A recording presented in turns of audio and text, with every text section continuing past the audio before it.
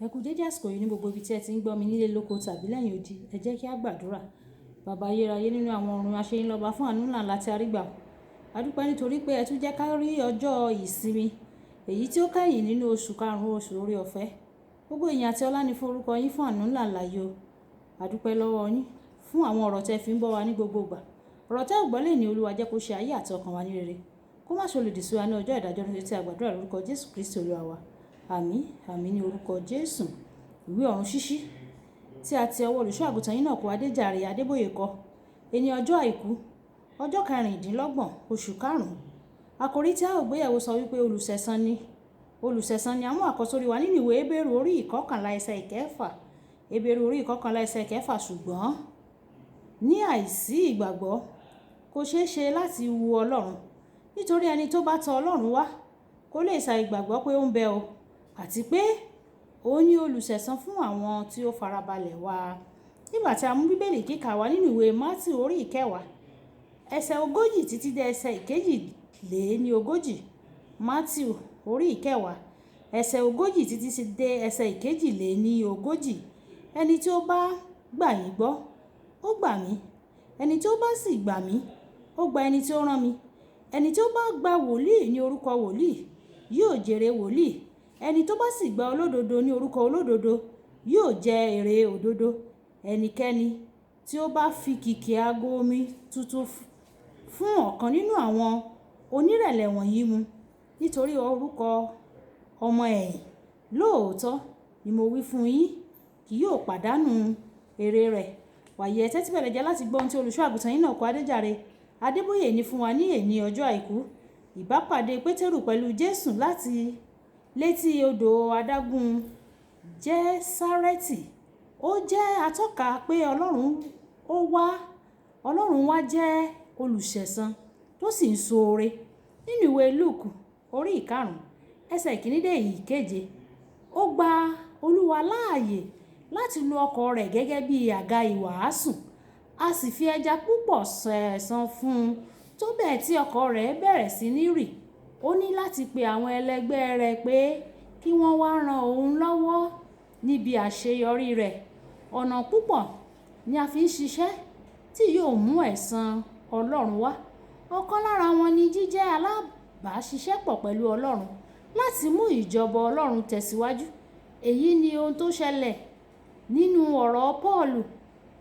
Iṣẹ́ mìíràn tó máa ń mú ẹ̀san wá ni ìgbọ́ràn sí àṣẹ Ọlọ́run. O lè rí èyí nínú ìtàn Ábúráhámù, ẹni tí ó gbọ́ràn sí Ọlọ́run nígbà tí ó ní kí ó kúrò ní ilé baba rẹ̀ lọ síbi tí òun kò mọ̀, sí ibi tí òun yóò fi wọ̀n ọ́n. Genesis orí 12 ẹsẹ̀ 1 títí dé 4. Ó gbọ́ràn bí ó tilẹ̀ jẹ́ pé kò mọ ibi tí ó ń lọ o, bí ẹni pé ìyẹn kò tó rárá o. Nígbà tí a tún fún un ní Ísákì, ọmọ ìlérí, tí a sì ní kí ó fi rúbọ lẹ́ẹ̀kan sí, ó ṣe ìgbọ́ràn o. Ó gbọ́ràn sí Ọlọ́run. Ọlọ́run fún un ní májẹ̀mú ìbùkún àti ìsọdi púpọ̀ ayérayé. Nínú ìwé Genesis orí 22 ẹsẹ̀ 15 títí dé ẹsẹ̀ 17. Ọ̀nà iṣẹ́ mìíràn tí ó máa ń pe àkíyèsí Ọlọ́run fún ẹ̀san ni àlejò ṣíṣe. Àpẹẹrẹ ni ìtàn obìnrin ará Súnémù tí ó ṣoore fún wòlíì Èlíṣà débi pé Ọlọ́run fún un ní ọmọ, ẹ̀bùn tí owó kò lè rà. Nínú ìwé àwọn ọba kejì orí 4 ẹsẹ̀ 8 títí dé ẹsẹ̀ 17. Ìtàn opó Sáráfátì jẹ́ àpẹẹrẹ mìíràn bí Ọlọ́run ṣe ń ṣẹ̀san àlejò ṣíṣe. Ìwé àwọn ọba kìíní orí 17 ẹsẹ̀ 9 dé ẹsẹ̀ 16.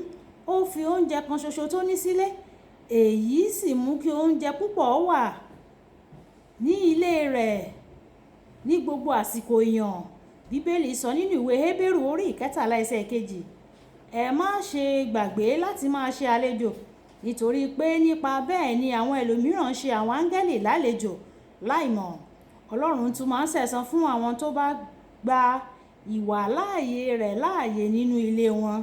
Gẹ́gẹ́ bí ìwé Sámúẹ́lì kejì orí 6 ẹsẹ̀ 11 títí dé ẹsẹ̀ 14. Ọlọ́run bùkún Obedi-Ódómù púpọ̀ nígbà tí ó gba àpótí ẹ̀rí sí ilé débi pé ọba bẹ̀rẹ̀ sí ní ṣe ìlara rẹ̀. Èyí jẹ́ ẹ̀kọ́ ńlá fún àwọn tí kò lè fi ilé wọn sílẹ̀ gẹ́gẹ́ bí ibi ìpéjọpọ̀ fún àwọn ará. Irú àwọn ẹni bẹ́ẹ̀ kò mọ ìbùkún tí wọ́n ń pàdánù nítorí wọ́n dun Ọlọ́run ní ààyè ilé wọn láti lò. Olùfẹ́, gẹ́gẹ́ bí ẹsẹ̀ àkọ́sórí wa tòní ṣe sọ, Ọlọ́run wa olùṣẹ̀san fún àwọn tó bá farabalẹ̀ wá ni o. Sìn ín, gbọ́ràn sí i lẹ́nu kí o sì fi ọlá fún un. Lo èyí gẹ́gẹ́ bí àǹfààní rẹ lónìí.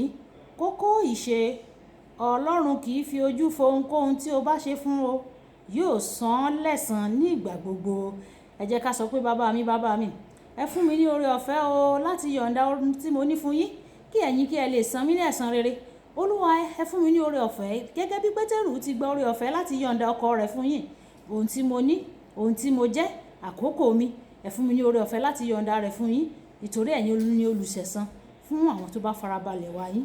Jésù Olúwa wa, àmín. Olúwabùkọ́lá Ayákún ní orúkọ mi. Ẹ máa bá mi share, ẹ máa like, ẹ máa comment nípa ẹ̀. A kú iṣẹ́ ìsìn ẹni o. Ìpàdé wa bí oyin. Ó dàbọ̀.